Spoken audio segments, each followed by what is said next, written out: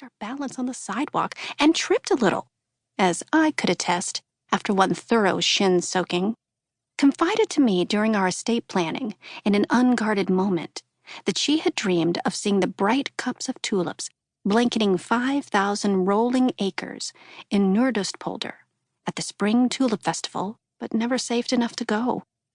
She'd had to pay for the care of her brother, who suffered from schizophrenia after her parents had passed away penniless from the costs of his lifelong treatment and therapy.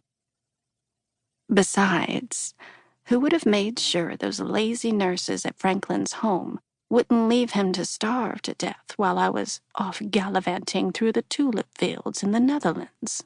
She'd griped to me. Dorothy Fielding was as charitable as she was cheerful. I knew all of these details about her, as well as others, that her house had been completely paid for until she had had to take out a second mortgage on it, and then a third, for Franklin's continuing care, that she had still somehow managed to save a few dollars here and there, sometimes literally, that sat glacially growing in a certificate of deposit at Sugarberry First National Bank, because she didn't trust Wall Street or national chains. Our only local financial institution was run by the Faraday family, who lived in town, and so they know they'd better take good care of my money, because Sarah Beth Faraday has to look me in the eye every Sunday at church, Mrs. Fielding told me. I knew she'd never touch that account except to salt in her irregular deposits, and that despite its having been started in 1989, the balance was only $3,410.97. In my line of work in our small town, I learned some of the most intimate details of many of the people I'd grown up knowing all my life, but it was a patchwork quilt, as with Mrs. Fielding. Some things people told me I suspected even their dearest friends didn't know. Mrs. Fielding, for instance, had left her house and everything in it, except the chair, to a seeming stranger she had never met who lived in Arizona. And I may have been the only person in Sugarberry who knew that the woman was the daughter Mrs. Fielding had been forced by her parents to give up for adoption when she found herself pregnant at 17.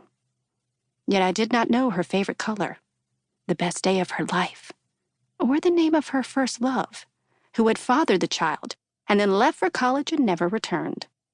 Such things rarely came up in my work. I reached up and gently pressed the woman's crepey eyes closed. But the one thing I knew most clearly of all was this. Despite the finality of one person's ending, life went on for everyone else. So I would call Ben Ferguson to come and do the official pronouncement of death and take her to the county morgue. I would call her cousin Mandy Yeager, a woman Mrs. Fielding had spoken of often, with a hard glint to her pale green eyes and a smug smile on her creased face that I didn't understand until she gleefully specified the sole bequeathal of the Hepplewhite chair. Because I told Mandy she could have grandmother's chair over my dead body, and I'm nothing if not a woman of my word. Mrs. Fielding had taken that vow to the extreme, I reflected, breathing through my mouth as I looked at where her body sat slumped in that same chair, thinking that new upholstery might not be enough to get the smell of her decomposing body out of the antique for Ms. Yeager. I would also call the group home in St. Louis. Although Franklin Fielding had passed away the previous year, I hoped there might still be people on the staff used to seeing his sister several times a week for so long who might want to take a moment to honor her passing. Not that I was counting on that. I'd turned down the thermostat to dissipate the stifling heat that was baking poor Mrs. Fielding like a pie, and then knock on Marbell Mason's door 2 houses over and let her know that she had been right about Mrs. Fielding, perhaps needing someone to check on her. Mrs. Mason had cornered my cart in the soup aisle at Deerberg's the night before and told me her neighbor's porch light hadn't been turned off for 2 days running. And some may say what they like about Dorothy. Never me, of course, but one thing she is not is wasteful. Mrs. Mason liked to think she had her finger on the pulse of Sugarberry, and she generally arrowed straight toward me in the eternal hope that I might offer some juicy insights about our clients that she hadn't managed.